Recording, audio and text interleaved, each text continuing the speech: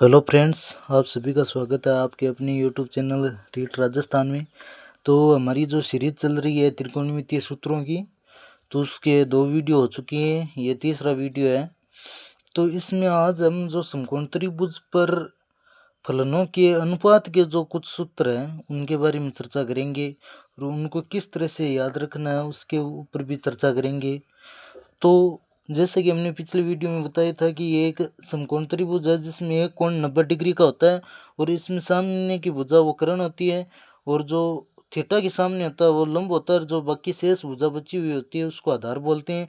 अगर थीटा इसको मानते हैं तो ये लंब ये होगा और आधार ये होगा, अगर थीटा ये है तो लंब ये और आधार ये है। तो इसके जो कुछ मतलब टोटल त्रिकोणमितीय फलन 6 होते हैं, इन 6 के अनुपात हैं। तो किस अनुपात में किस तरीके से उनके बारे में चर्चा करेंगे, ज़्यादा डिटेल से नहीं पढ़ेंगी क्योंकि हमें मतलब सिर्फ सवाल को हल करना है, तो ज़्यादा पढ़ने से कोई मतलब नहीं होगा। साइन थीटा और कोस थीटा ये एक दूसरे के वैसे तो पूरक फलन होते हैं और टेन थीटा और कोड थीटा ये पूरक भी होते हैं और एक दूसरे के व्युत्क्रम होते हैं। सेक और कोसेक ये एक दूसरे के पूरक फलन होते हैं और साइन और कोसेक एक दूसरे के व्युत्क्रम होते हैं। टेन कोट व्युत्क्रम भी होते हैं, पूरक भी होते हैं, और कोस और सेक एक दूसरे के व्युत्क्रम होते हैं। तो एक सीधा सा रास्ता है इनको याद करने का, आपको लाल बट्टा कक्का। जो ये एल है, एल का मतलब लंब और ए का मतलब आधार और के का मतलब कर्ण होता है। अगर आपको याद डायरेक्ट रहता है तो ठीक है, वरना आप इस सूत्र से इसको इस ट्रिक से याद रख सकते हैं।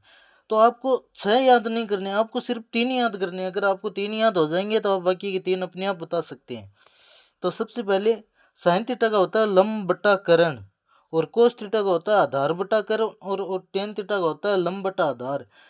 तो अब अगर साइन थीटा का आपको याद है कि लंब बटा कर्ण होता है, तो आपको पता है पिछले वीडियो में हमने पढ़ा था कि साइन थीटा का व्युत्क्रम होता है कोसेक थीटा। तो अगर साइन थीटा का लंब बटा कर्ण है तो कोसेक थीटा का कर्ण बटा लंब हो जाएगा। और कोस थीटा का आधार बटा कर्ण, कोस का विलोम कौन होता है? कोस का विलोम होता है सेक थीटा। अगर आपको कोस थीटा का पता है कि आधार बटा कर्ण है तो कोस का विलोम होता है सेक, तो इसका कर्ण बटा आधार हो जाएगा सेक का। इसी तरीके से टेन थीटा का होता है लंब बटा आधार, तो टेन का व्युत्क्रम कौन होता है? कोट होता है, तो कोट का आधार बटा लंब हो जाएगा। तो बिल्कुल आपको सिर्फ 3 याद रखने हैं, 3 बाकी अपने आप याद हो जाएंगे। आपको सारी कॉन्सेप्ट एक बाई एक करके क्लियर करते जाना है। तो आप इस फॉर्मूले को याद रख सकते हैं, लाल बट्टा कक्का, जिसमें लंब बटा कर्ण हो गया साइन का और आधार बटा कर्ण हो गया या कोस थीटा का और लंब बटा आधार हो गया टेन थीटा का, और बाकी आप 3 हैं उनको उल्टा कर सकते हैं। तो ये सिंपल सा है।